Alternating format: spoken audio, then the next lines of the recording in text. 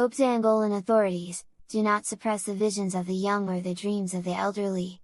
Pope Leo addresses Angola's authorities, civil society and members of the diplomatic corps and encourages them to use their positions to promote peace and stability. The first public event of his visit to Angola saw Pope Leo XIV meet with the country's authorities, representatives of civil society, and members of the diplomatic corps at the presidential palace in Luanda on Saturday afternoon. Addressing President João Lourenço and those gathered, the Pope began by expressing his gratitude for the invitation and emphasized, "I come to you to meet your people, as a pilgrim seeking the signs of God's passage in this land loved by Him." He took time to acknowledge the recent flooding in Benguela province, assuring his prayer for the victims and expressing closeness to the families who have lost their homes. He also noted the national response, observing that Angolans are united in a great chain of solidarity in support of those affected. The resilience of Angolans.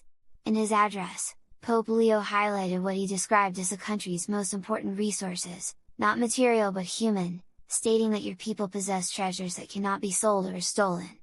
Among these, he emphasized a resilience rooted in experience. There is within them a joy that not even the most adverse circumstances have been able to extinguish, he said. At the same time, the Pope warned against long-standing patterns of economic exploitation. Too often your regions have been, and still are, looked upon in order to give, or more often, to take something, he said, calling for this chain of interests, which reduces reality and life itself to a commodity, to be broken. Africa of joy and hope. Pope Leo then went on to speak of Africa more broadly.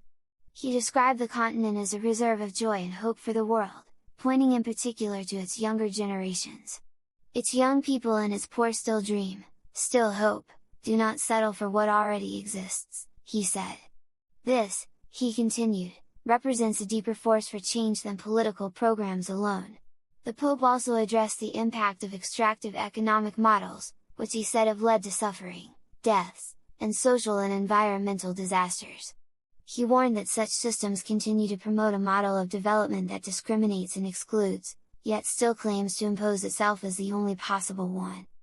Quoting St. Paul VI, he recalled criticism of a commercial, hedonistic, materialistic civilization that presents itself as a future despite being completely anachronistic.